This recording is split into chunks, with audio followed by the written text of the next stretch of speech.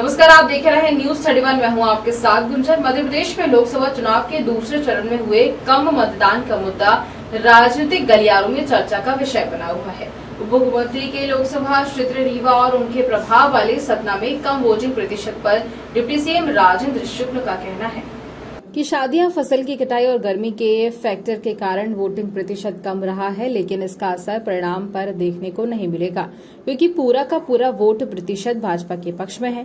आने वाले चरणों में होने वाले मतदान को लेकर शुक्ला ने कहा कि चूंकि फसल कटाई का काम पूरा हो जाएगा और शादियों के मुहूर्त भी लगभग समाप्त हो जाएंगे, तो निश्चित तौर पर आने वाले समय में वोटिंग ज्यादा होगी। इस बार 48% नहीं है, 49.5% है। तो मतलब आप ये मान सकते हैं कि 10-10.5% वोट घटा है। और ये वोट घटने का कारण एक तो कांग्रेस पार्टी में भी एक निराशा थी, उनके अंदर उदासीनता थी, तो कांग्रेस के भी लोग कोई दिखे नहीं उधर। दूसरा, कटाई अपने पीक पर थी, खेती का समय जो होता है, और लगन हमारे विंध्य क्षेत्र में जनेऊ संस्कार जो होता है, व्रतबंध, उसकी बहुत बड़ी लगन थी। तो उसके कारण पूरे रिश्तेदार एक दूसरे अपना गांव छोड़ के दूसरे के यहाँ, तो वो भी एक बड़ा रीज़न रहा है। और गर्मी भी एक अपना कारण रहा है। तो कुल मिला के ये एक फैक्टर रहा। पिछले बार मई में वोटिंग हुई थी, तो मई में कटाई समाप्त हो गई थी, लगन समाप्त हो गया था, और सिर्फ गर्मी का फैक्टर था।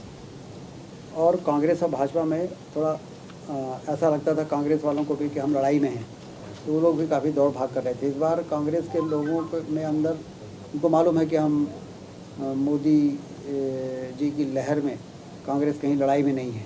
तो उनके जो कार्यकर्ता ग्राउंड लेवल पे हैं, एक तो बड़ी संख्या में लोगों ने कांग्रेस छोड़ के भाजपा में आ गए। कुछ लोग कांग्रेस छोड़ भाजपा में भले नहीं आए, लेकिन कांग्रेस से इस्तीफा दे दिए।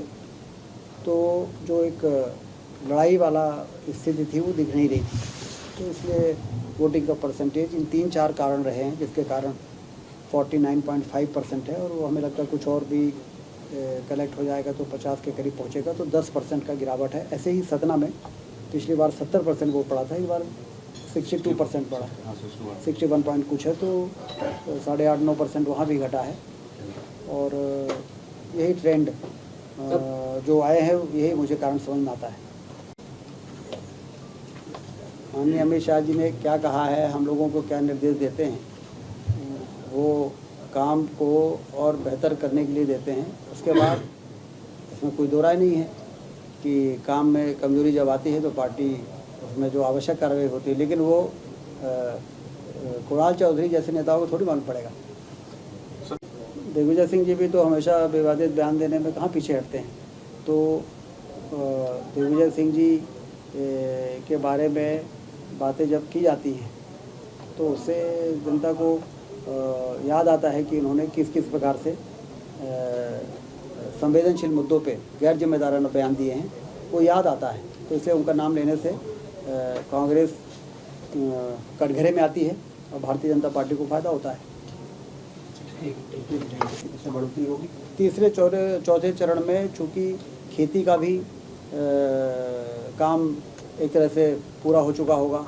शादी ब्याह की भी कोई लगन में नहीं है। जैसा मैंने आपको बताया कि मई में जब चुनाव हुए थे पिछली बार, तो यहीं पर 10-10%, 12-12% वोट ज़्यादा पड़े थे। तो मई में वोटिंग का परसेंटेज आप देखेंगे कि काफ़ी बड़ा रहेगा। जो वर्तमान में पहले और दूसरे चरण में जो कमी आई है, वो कमी उधर नहीं दिखेगी।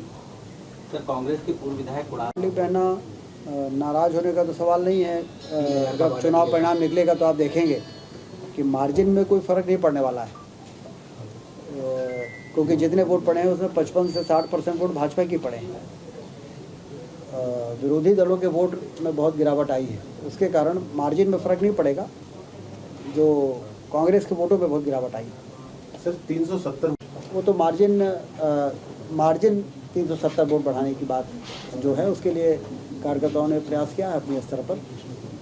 अब जब परिणाम निकलेगा तो कहाँ कितना हुआ है तो समझ में आएगा। सर, अभी तीसरे और चौथे चरण के मतदान बाकी हैं, क्या लगता है इसमें कवर अप